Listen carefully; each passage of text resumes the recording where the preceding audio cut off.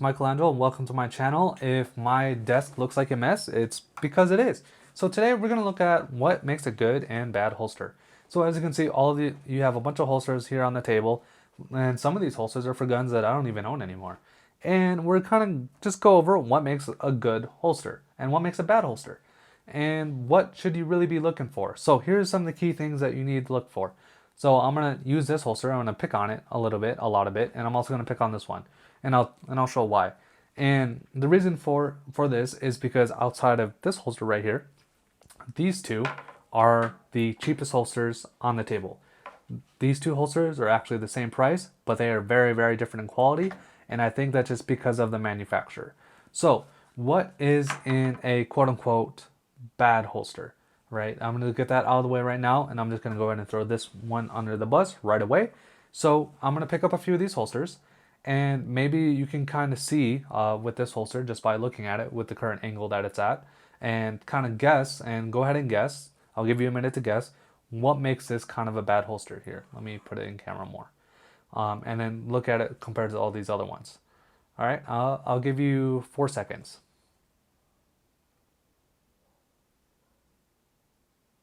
All right, I gave you 5 because that way the camera, OCD, whatever. Moving on. All right, so I'm going to start picking up these holsters, and then I'm going to show you what they all have in common. So starting with this one, right here on this one, right here on this one, and then also right here on this one.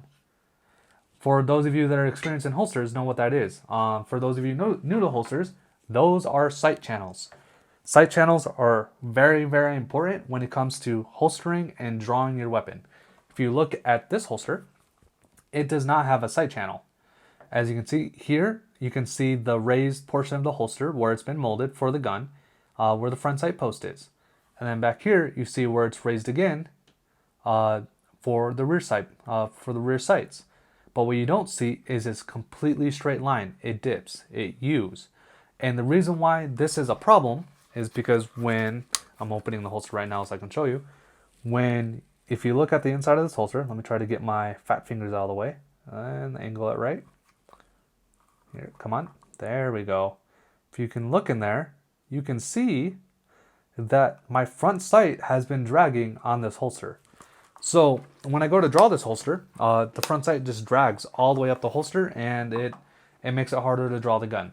That's technically why this is a quote-unquote bad holster. It rules in everything else. It retains the weapon, it covers the trigger guard, it gives me all the features I want, it doesn't cut me or scrape me, give me rashes or anything like that. But that one thing is what makes this a not so good holster. Every other holster on this table is fantastic. So what are some of the features and what are some of the things you should look for in a good holster? For Kydex specifically, you want to make sure that the Kydex is in sharp. So I'm going to pick up this one right here. This is a hybrid holster from Black Arch. It is their Protoss M appendix inside the waistband holster. Sorry, I had to think about it. The Protoss M strong side holster has 2 clips, and it's a little bigger and more leather and blah blah blah blah blah.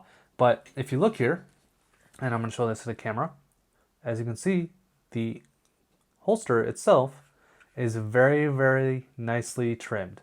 There's no hard edges, there's nothing to really get caught on, it's not jagged or anything. It's all really clean, the molds are really, really nice, all that stuff. Great, great holster.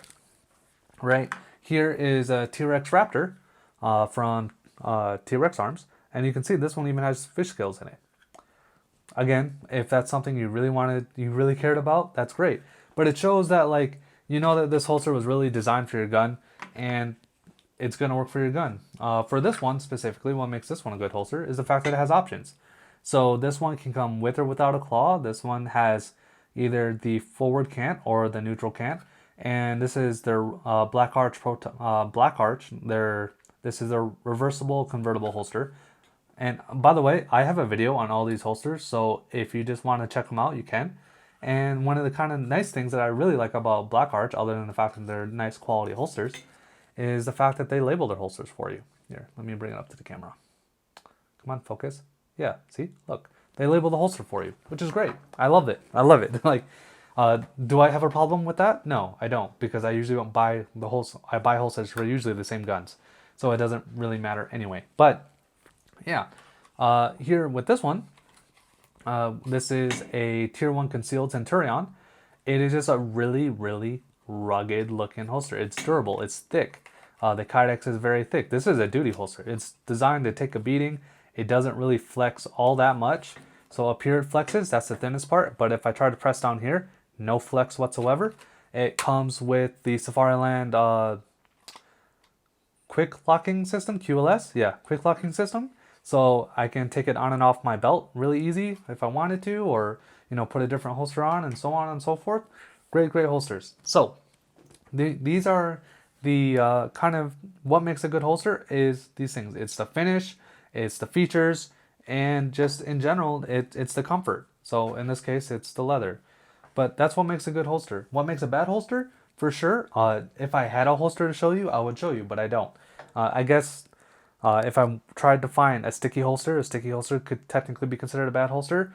As long as your holster retains your gun, covers a trigger guard, has the features you want, and is the quality for the price that you paid for it, it is a good holster.